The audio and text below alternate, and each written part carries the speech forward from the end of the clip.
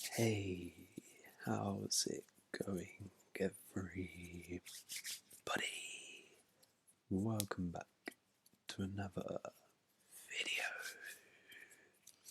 So, in today's video, we are going to be looking at the Premier League fixtures for, I think it's Gameweek 15, I'm not quite sure. But there were some really good games this week. You guys liked it when I did the video last week, so I thought let's do it again. As always, if you guys do enjoy, then make sure to let me know by leaving a like, and then I will make sure to do this consistently as a series for you guys. But without further ado, let's get into it. We will also be predicting briefly at the end the next game week fixtures, the last game week before the World Cup. So let's start with one of the best games, probably the best game of the weekend. Leeds United 4, Bournemouth 3. An absolutely fantastic game. I mean, there was already 2 goals within 7 minutes. Leeds took the lead with a penalty by Rodrigo in the 3rd minute. But then Bournemouth came back. Marcus Tavernier scored and then got an assist for Philip Billing.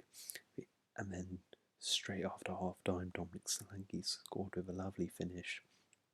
And Bournemouth went 3-1 up after 48 minutes. A great comeback. You're thinking, oh no, this is bad. Leeds. Maybe it was just a one-off, that win against Liverpool. But they bounced back. Sam Greenwood with a brilliant strike. Then Liam Cooper levelled it just 8 minutes later. And then that man, yet again, Crescencio Somerville, with a late winner for Leeds in the 84th minute on the counter-attack. And Leeds come back to win 4-3. For Bournemouth, this is the 2nd week in a row now where they've bottled a 2-0 lead. So they're not going to be very happy with this. Hopefully it's not a pattern, but they can take a lot of positives from the game. They did play very well. Leeds, well, I mean, it shows their fighting spirit, but it also shows that they are still a little bit naive. They do go a bit gun-ho sometimes. That's how Bournemouth caught them out with the 3 goals, but it also showed that this gun-ho approach can work because it got them back into the game. So a lot of things to learn and a fantastic game to watch as a neutral. Next up, we've got Manchester City 2, Fulham 1. This was another drama-filled game. So Man City took the lead through Julian Alvarez, who I think has gone under the radar a little bit. He's been really good, but of course Erling Haaland has taken the plaudits, but I think he's been a really good signing for them. But then Joao Cancelo got a red card after his last man push. There wasn't really any need for it because I think he probably should have just let Ederson try and save it, because Ederson had come out quite quick. I can't remember who it was who got in behind, but Joao Cancelo gave him a push in the back, got a penalty awarded, and because it was the last man, he got a red card. Andreas Pereira, because of Mitrovic not being on the pitch due to injury, scored the penalty. And you're thinking, well, this is troubling times for Man City. It's 1-1 and they've got a player sent off. But credit to Man City, they did not. They basically played like they had 11 men. They didn't do what most teams do when they get a red card, sit back, be a little bit cautious. They played the exact same way and it worked. And then in the 95th minute, De Bruyne went down for what I thought was a little bit soft. Probably one of those where if a ref doesn't give the pen, then I don't think VAR gives the pen. But it probably was a pen. And then Erling Haaland, who came off a bench, stepped up and scored the pen. But Leno will be really disappointed though, because he probably should have saved that. He'd guessed the right way, and it was an amazing pen. But Haaland wins it yet again for City in the 95th minute, and they showed real character with that win. Nottingham Forest 2, Brentford 2, another dramatic game, sorry. So, Nottingham Forest took the lead for a fantastic goal by Morgan Gibbs-White. It was a nice solo goal, dribble past a couple of players and slide it in. But then, this is where the drama really was. So, in the 45th minute, there was a lovely ball played over the top for Johan Wissa, who was in one-on-one. He tried to go around Dean Henderson, and Dean Henderson, well, he kind of took him out. VAR suggests that his left hand was kind of like just stayed out, and Wissa just ran into his hand. The ref didn't give it. He went to the monitor and gave it, which I think was a horrible decision. I'm not sure how that's a pen, because Dean Henderson didn't really do much wrong. He tried to get the ball and he barely touched the man. And then interestingly, I thought it's weird that he gave him a yellow, because surely that means that's a denial of a goal scoring opportunity, like we saw with Cancelo. That should be a red card, right? But he gave him a yellow. So it was just a really odd one. And Mbeumo scored as Tony was suspended. They then took the lead through Wissa, who is similar fashion, over top ball, and then he, with an exquisite finish, placed in. But then Nottingham Forest fought back, and in the 96th minute, it was a bit of a scrap, and Zanka ended up turning it into his own net. Then me tried to save it offline, couldn't quite do it. Nottingham Forest managed to escape with a point, which I think they'll be very delighted with. So, Wolverhampton Wanderers 2, Brighton and Hove Albion 3. Yet another game full of drama. So Adam Lallana gave them the lead with a nice finish early on Brighton. And you're thinking, oh no, Wolves, I think it was last week, they were on the end of that hammering by Leicester 4-0. Is this going to be another one? But they fought back instantly. 2 minutes later, Gonzalo Guedes with, I think, his first goal for Wolves. And it was a lovely goal, to be fair to him. But then just before Wolves got actually back into the game with a penalty, Ruben Neves scored the penalty. I can't quite remember actually what it was. Oh wait, it was for a handball, wasn't it? Yeah. Neves scored the penalty. Wolves complete a comeback, but then just before half time, there was so much drama. Karim Matoma, he's been a very good left wing back, to be fair. I've been impressed with him. He played really well today. He managed to get himself a goal, and then straight afterwards, there was a long ball played into him. He had run in behind the Wolves defence, and he was in on goal. But it wasn't like the Cancelo one where it was like one-on-one with the keeper. He was about like on the edge of the box on the left, and Semedo, it's rather foolishly just rugby tackles him for no reason. Because I thought, Semedo, you're quite fast, you could probably catch up to him, and it was quite a tight angle. It was fairly unlikely he would actually score. And yeah, he got us sending off, so that kind of killed the game, I guess. Wolves were not as progressive after that, but Pascal Gross fed in the 83rd minute late on with a beautiful finish, and that's a really tough loss for Wolves to take. Brilliant for Brighton, back-to-back wins now under De Zerbi.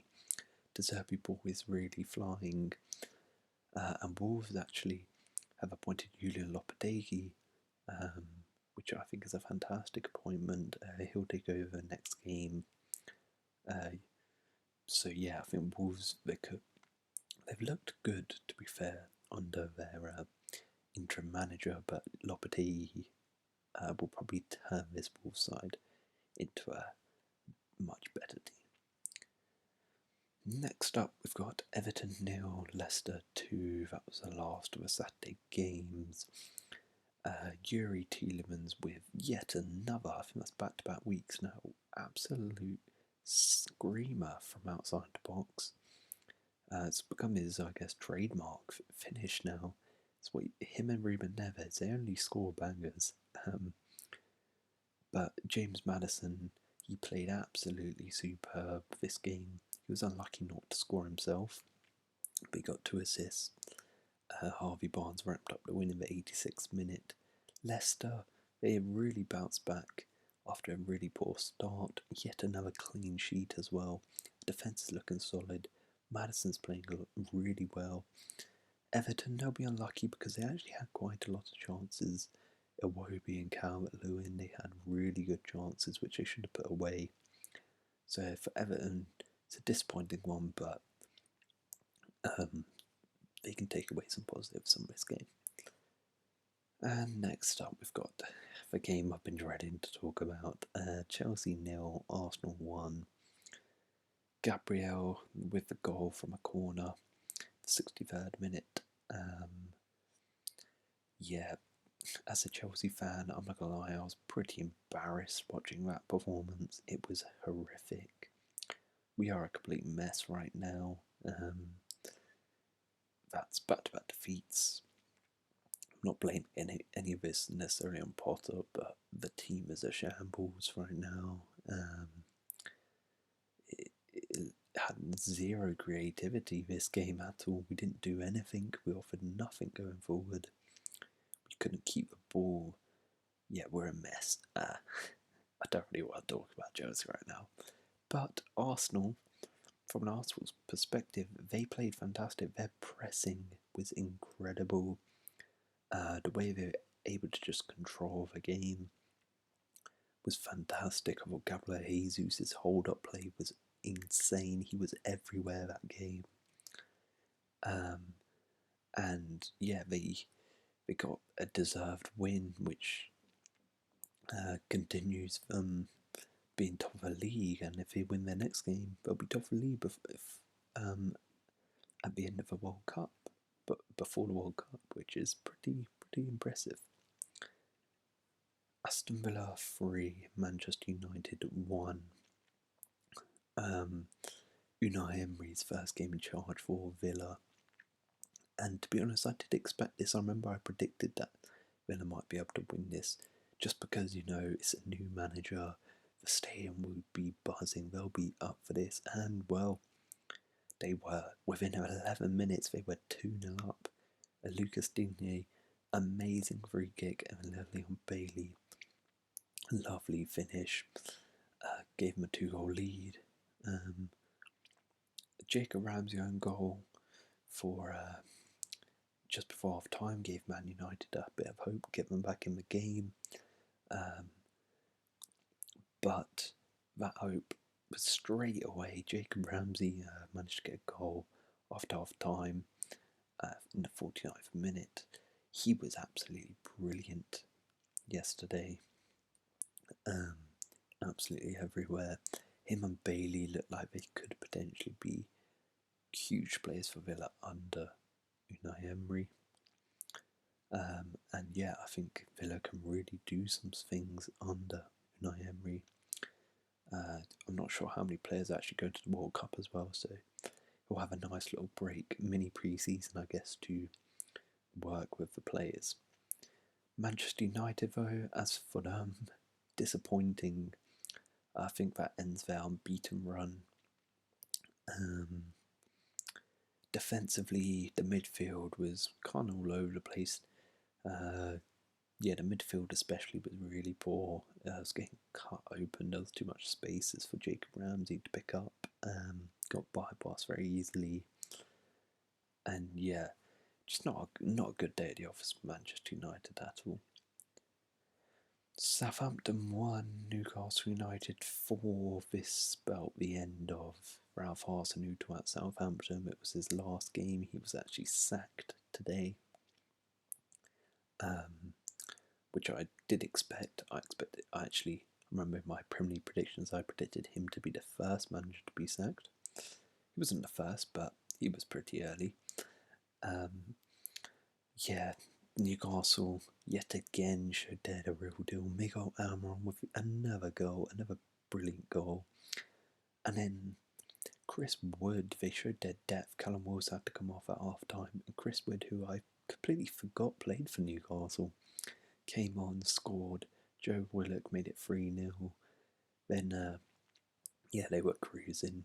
Southampton got a goal late on. It was a nice goal by Roman Parade. And then Bruno Gimenez restored the lead again with a beautiful goal. Alan St-Maximin also came off a bench. Good to see him back. Kieran Trippier played amazing yet again. Newcastle are just looking fantastic. And I mean, for Southampton, the thing is, they actually played alright. I think it's just been the story of their season. They've looked good, but they've just not been able to pick up the points.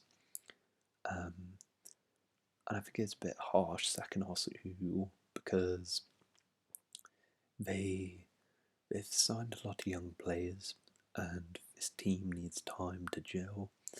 So they were never going to get great results instantly, but I understand why they've sacked him, and it'll be interesting who they get next. Because I'm not sure what direction they'll go with their young squad. If they're going to go for an experienced one to make sure they stay up, or they're going to go for a young coach as well, which could be a bit risky. West Ham United 1, Crystal Palace 2. Lot of drama in this game. Ben Rama scored in the 20th minute a brilliant goal to give West Ham the lead, but then Wilfried Zaha just before half time scored. I think him and Eze were absolutely amazing this game, and Elise, that front three, it's really dangerous.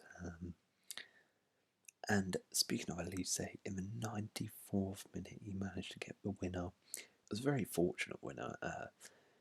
Deflected off Creswell into the back of the net, but Crystal Palace, absolutely huge win for them. London derby, to win away from home against West Ham in this fashion.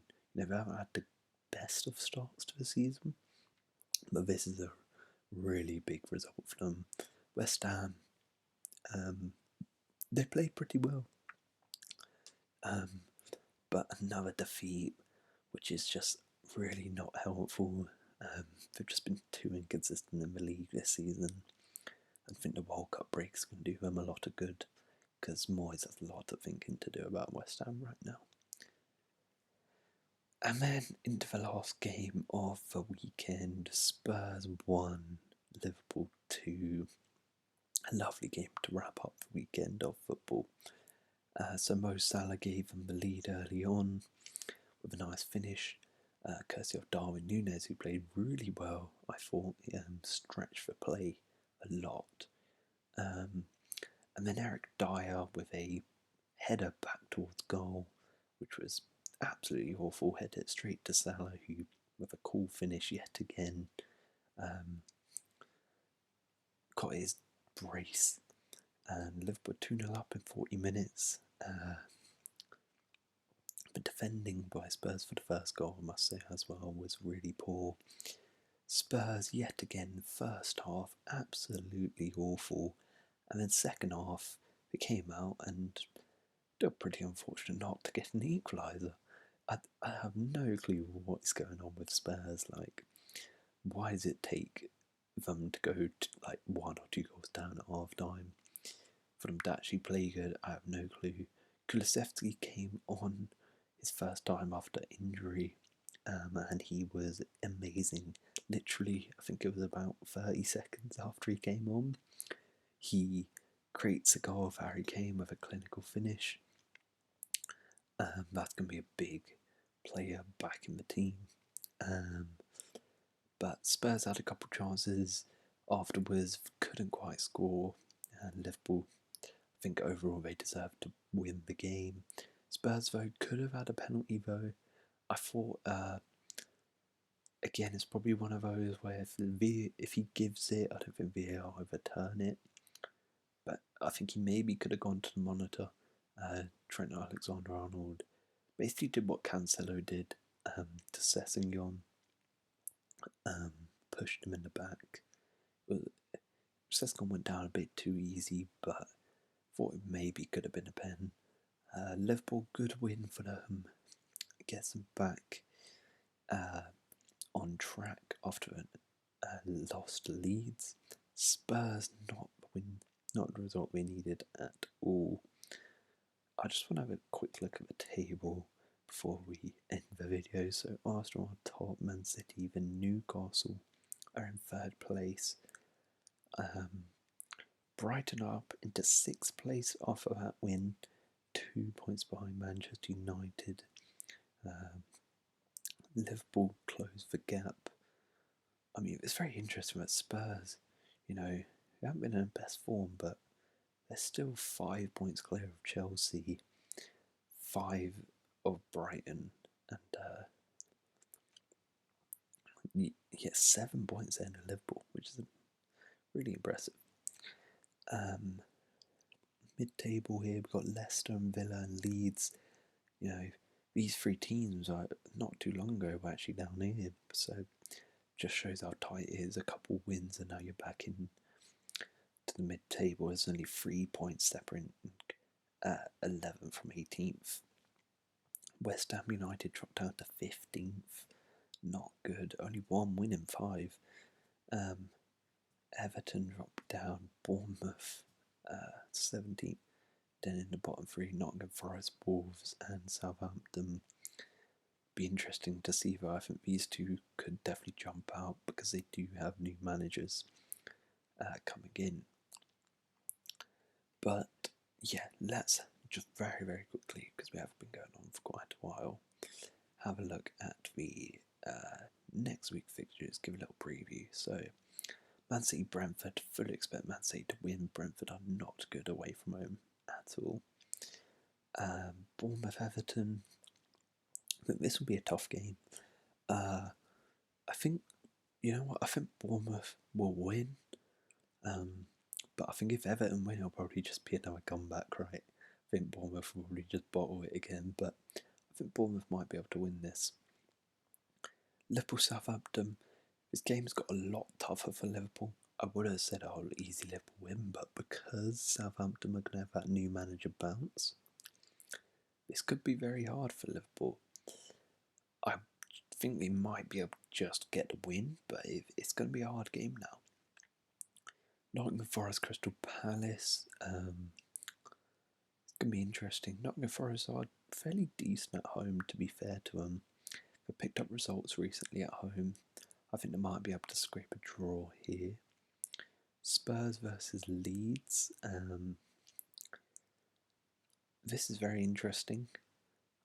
I think this could be a tough game for Spurs because Leeds could definitely cause some problems, but I think on the counter-attack, Spurs will probably pick them off. So I think Spurs will win that. West Ham, Leicester. West Ham really need to win this game.